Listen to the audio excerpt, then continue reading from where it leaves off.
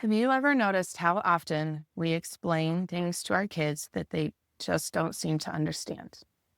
We explain the rule, we explain the danger, we explain it again and again and again, and eventually we're just frustrated. But what if I told you that explaining doesn't always mean learning is happening? Across developmental psychology, neuroscience, and behavioral analysis, there is a shared finding. Learning is stronger when it is active, embodied, and met with immediate feedback. So, in simple terms, we learn by doing, noticing what happens, and then adjusting. Meaning doesn't come from words most of the time. It comes with our interactions by doing. There's a word for this in behavior science, and it sounds more complicated than it really is. It's a contingency. A contingency is simply when X happens, Y usually follows. So, when I let go of a cup, it falls. When I run without watching, I bump into something. When I yell, people move away or cover their ears. And when I wait, things change. This is how we learn from the world. It's how we learn how the world works, by experiencing these patterns.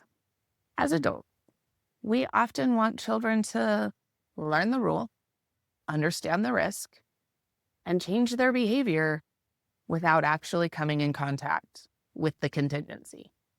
We want them to understand that if they let go of the cup, it's going to fall, but we never let them let go of the cup. So they just have our words. We say, be careful. That's dangerous. You're going to get hurt. Don't do that. And then we step in to save them from whatever's going to happen afterwards.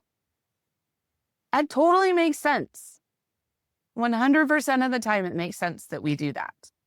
But from a learning standpoint, what often happens is that the words and explanations don't carry any meaning for them yet because they don't know what you're referring to. The cause and effect feel abstract, or maybe even like something you just made up. And there's a good chance they're just going to wait for a time when you're not watching. Test it out anyways. I'm going to be very clear about this. I am not asking you to let your kids be exposed to real danger. Please don't do that. It is your job to keep them safe and to protect them from the contingencies that are going to cause them harm. That is your job. And I am not asking you not to do that. But what if there was a way that you could let them come in contact with the rule in a way that makes it feel real? You already do this intuitively. You don't let them run into traffic, but you might let them bump into a table. We don't let them fall off a roof, but we let them lose their balance on uneven ground. Why? Because even mild consequences teach the rule. And then that helps them predict how the rule might affect a more major situation in the future. From an executive functioning standpoint, we're talking body awareness, prediction, cause and effect reasoning, judgment, and adaptive caution.